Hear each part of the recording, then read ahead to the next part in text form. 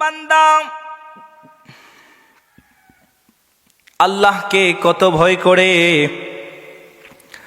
আল্লাহ পাক রব্বুল আলামিন বলেন, ও বান্দা, সেহরি খাইবা, খাবার খাইবা, তবে নির্দিষ্ট একটা সময় আছে। নির্দিষ্ট সময় যখন শেষ হয়ে যাবে বান্দা, তুমি চাইলেও আর খাবার খাইতে পারবা না। ও বান্দা, যে নির্দিষ্ট সময় দেওয়া আছে, ওই নির্দিষ্ট সময় যখন শেষ হয়ে যাবে, মসজিদে মসজিদে তখন এলান হয়ে যাবে সেহরি খানার সময় শেষ। এই এলান শোনার পরে বান্দা, তুমি চাইলেও আর খাবার খাইতে পারবা না, কারণ আল্লাহ তাআলার আদেশ, আল্লাহ তাআলা নিষেধ করছেন, ও বান্দা খাবারের সময় শেষ, এখন চাইলেও তুমি আর খাইতে পারবা না।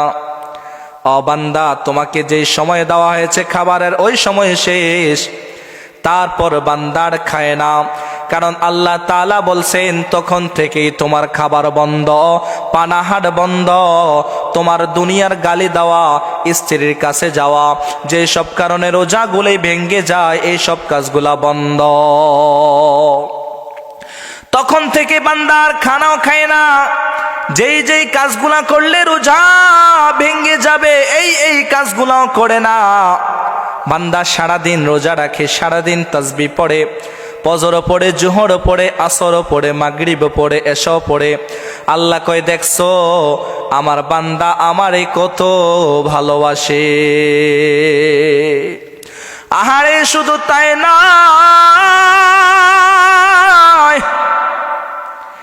যখন ইফতারের সময় হয়ে যায়, রব্বে করিম ডাকা ডাকা বান্দাদের দিকে দেখে, হায় হায়, তার বান্দা সেই সকাল থেকে সন্ধ্যা পর্যন্ত কিছু খায় নাই, সেই সকাল থেকে সন্ধ্যা পর্যন্ত কিছুই খায় নাই। গলার মধ্যে অনেক পানির পিপাসা, পেটের মধ্যে অনেক খিদা। এত খিদা থাকার পরে, এত পানির পিপাসা থাকার পরেও বান্দা এই গরমকালের মধ্যে ইফতার সামনে নিয়ে বসা আছে। বান্দার সামনে একদম ঠান্ডা, এই রৌদ্রের মধ্যে ঠান্ডা শরবত সামনে রেডি হয়ে আছে। আল্লাহর গোলামের সামনে অনেক রকমের খাবার, অনেক ভালো ভালো খাবারগুলা রেডি হয়ে আছে। পানির অনেক পিপাসা, পানির অনেক তৃষ্ণা, অনেক রকমের শরবতগুলাও রেডি হয়ে আছে, অপেক্ষা করতেছে খানাগুলা সামনে লইয়া। কখন জানি ইফতারের সময় হবে, তখন ইফতার খাবে। হায়, কেউ যদি প্রশ্ন করে, ও বান্দা, পেটের মধ্যে এত খিদা, পানির এত পিপাসা থাকার পরেও কেন খাবার খাও না? বান্দা যেন একটা জবাব দেয়া জানা দিবে, ও ভাই, আমার রব বলেছে, ও বান্দা, ইফতারের সময় হওয়ার আগ পর্যন্ত কিছু খাওয়া যাবে না। ইফতারের সময় হওয়ার আগ পর্যন্ত চাইলেও তুমি খাবার খাইতে পারবা না। এই জন্য মাওলার ভয়, এই জন্য মনের মধ্যে আল্লাহ তাআলার মায়া, অন্তরের মধ্যে জাহান্নামের ভয়। আর যেন ডাকতেছে আল্লাহ তাআলাকে, আল্লাহ, এত খাবারগুলা সামনে থাকার পরও খাই না, ও মাওলা, ও রব, কেন খাই না জানেন নি গো আল্লাহ? আপনার ভয়, তাকওয়া, আল্লাহ আপনার ভয় আমার দিলের মধ্যে, এই জন্য খাবার খাই না। যখন ইফতারের সময় হয় তখনই বান্দা খায়, এর আগে বান্দা খায় না, কারণ মাওলার ভয়। এমন একটা সময় হলো রমজান মাস, এমন একটা দিন হলো রমজানের দিন। ছোট বাচ্চা দিনী পরিবারের যে বাচ্চাগুলো আছে, যাদের মা বাবা রোজা রাখে, অনেক পরিবারের মা বাবা পর্যন্ত রোজা রাখে না। যেই সমস্ত পরিবারগুলার মা বাবা রোজা রাখে, দ্বীনের সহবত আছে, আল্লাহ তাআলার ভয় তাদের দিলের মধ্যে আছে, কোরআন মানে হাদিস মানে রোজা রাখে, ইবাদত করে, গাছ ভালো তো ফল ভালো, মা বাপ যদি ভালো হয় সন্তানগুলি এমনিতেই ভালো হয়। যেই পরিবারের মধ্যে মা বাবা রোজা রাখে, ওই পরিবারের মধ্যে দেখা যায় যখনই বড় রাত্রে সেহরি খানার সময় হয়, মা জননী ওই দক্ষিণী বাবা উঠিয়া কোনো রকম খাবার খায়। আর যখন ফজর আজান দেয়, যখন ছোট্ট সন্তান মাত্র 6 বছর 7 বছরের সন্তানটা ফজর আজান শুনতে পায়, আর মাকে ডাক দেয়া কয়, মা সেহরি কি খেয়ে ফেলছো? মা যখন সন্তান ডারে বলে, হ্যাঁ সন্তান সেহরি খেয়ে ফেলছি। বাবাকে জিজ্ঞাসা করে, বাবা সেহরি খেয়ে ফেলছো? কয়, হ্যাঁ খাবার খেয়ে ফেলছি। তখন সন্তানটা মা বাবার সাথে রাগ হয়ে যায়, গোসা করে, মা ও বাবা তোমরা ওইটা সেহরি খাইছো, কিন্তু কেন আমারে জাগাও নাই, কেন আমারে জাগাও নাই? ছোট্ট সন্তানটা মা বাবার সাথে অভিমান করে কেন সেহরির সময় ডাকা হলো না? আবার অধিকাংশ ফ্যামিলির মধ্যে দেখা যায় সন্তানের প্রাপ্ত বয়স হয়ে গেছে, সন্তানের বয়স হয়ে গেছে প্রাপ্ত বয়স, একদম যুবক, সবকিছু ক্ষমতা, সবকিছু করার মতো যেই যুবকরা ক্ষমতা রাখে, যে যুবতীরা ক্ষমতা রাখে, কোন দুষ্ট মা বাবা, কোন অসভ্য মা বাবা, কোন আল্লাহ তাআলার নাফরমানি করার মা বাবা ওই সন্তানগুলাকে পর্যন্ত ডাক দেয় না। সেহরি খানার সময় হয়েছে, সন্তানগুলারে ডাকে না। কারণ হচ্ছে তারা বলে, আমাদের সন্তানের চেহারা গুলা, শরীরগুলা নষ্ট হয়ে যাবে, আমার সন্তানটা যেন শুকা যাবে, নাউযুবিল্লাহ। এই জন্য ছোটকালে দেখতাম আমাদের মা বাবা যখন বয়স ছিল 3 বছর 4 বছর 5 বছর, বুঝতাম না, রোজা রাখার কোনো ক্ষমতা ছিল না, তখন মা বাবা আমাদেরকে রোজা শিখাইতেন। মা বাবা বলতেন, ওঠো বাবা সেহরি খাও। মা বাবার সাথে ডাইকে ওটা সেহরিটা খাওয়াইতেন। যখন দিনের 12টা হয়ে যাইতো,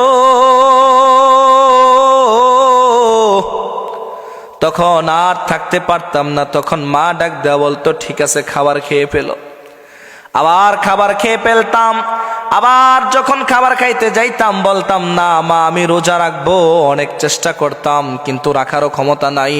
মনে হয় যে অসুস্থ হয়ে যাব, বেহুশ হয়ে যাব, প্রাপ্ত বয়স হয় নাই।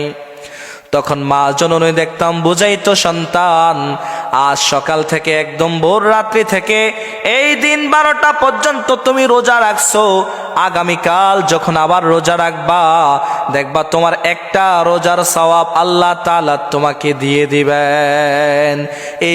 এইভাবে করে মা বাবা আমাদেরকে রোজা শিখাইছেন। কিন্তু আজ কোন ফ্যামিলির মধ্যে দেখা যায় সন্তানের প্রাপ্ত বয়স হয়েছে, সন্তান সব জানে, সব বোঝে, কিন্তু মা বাপগুলি যেন সন্তানগুলার ডাকে না, সন্তানগুলাকে রোজা রাখার জন্য বলে না। কেন বলে না? তাদের চেহারাগুলা নষ্ট হয়ে যাবে, তাদের শরীরটা শুকা যাবে, নাউযুবিল্লাহ। ওই সমস্ত মা বাপ পর্যন্ত সন্তানের কারণে জাহান্নামে যাবে। ওই সমস্ত মা বাবাদেরকে হাসরের দিন সন্তানগুলা, ওই মা বাবার বুকটা পাড়া সন্তানগুলা জাহান্নামে যাবে। ওই দিন আল্লাহ তাআলার কাছে জবাব দিতে হবে। সন্তান ছাড় পাবে না, মা বাবা পর্যন্ত ছাড় পাবে না। এই জন্য রমজানের রোজাগুলো আমরা রেখে রমজান যে আমাদের মাঝে আসছে, এই রমজানের ইবাদত গুলা করে যেন আমরা কবরের মধ্যে যেতে পারি, যেন আমরা রমজানের রোজা যেন কোনো ত্রুটি না হয়। রমজান মাস কেমন মাস জানুনি বান্দা? রমজান মাস হলো রব্বে কারিম জানা দেন, আমার কোন বান্দা বান্দি যখন ছোট্ট একটা নফল ইবাদত করবে, আমার এই বান্দা বান্দিকে ছোট্ট একটা নফল ইবাদত করার কারণে আমার এই বান্দা বান্দির আমল আমার মধ্যে একটা ফরজের সওয়াব দিয়ে দেব। সুবহানাল্লাহ। শুধু তাই নয়, আমার কোন বান্দা বান্দি যখন একটা ফরজ ইবাদত করবে, একটা ফরজ আমল করবে, তাদের আমল নামার মধ্যে একটা ফরজের জায়গার মধ্যে 70টা ফরজের আমলের সওয়াব দিয়ে দেওয়া হবে। সুবহানাল্লাহ। শুধু তাই নয়, এই রমজান মাসের মধ্যে আমরা বেশি বেশি করে পড়ব সাল্লাল্লাহু আলাইহি ওয়াসাল্লাম বলে 170, একবার পড়ব আর আমাকে সওয়াব দেওয়া হবে 70 বারের সওয়াব। আমি 1 রাকাত নফল নামাজ পড়ব, আমাকে সওয়াব দেওয়া হবে 70 বার নফল নামাজের সওয়াব। শুধু তাই নয়, রমজানের যখন প্রথম দিনগুলা চলে তখন আল্লাহ তাআলার কাছে দোয়া করব, ইয়া আরহামার রাহিমিন,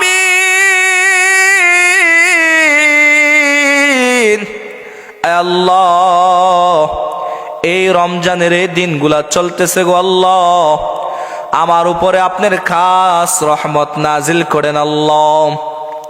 আল্লাহ তাআলার কাছে রহমতের দিনগুলার মধ্যে কেঁদে কেঁদে দোয়া করা, আল্লাহ এই রহমতের দিনগুলার মধ্যে আল্লাহ আমার উপর খাস রহমত নাজিল করেন। যখন আবার মাগফিরাতের দিনগুলা চলে আসবে, তখন আবার আল্লাহ তাআলার কাছে দোয়া করা, আস্তাগফিরুল্লাহ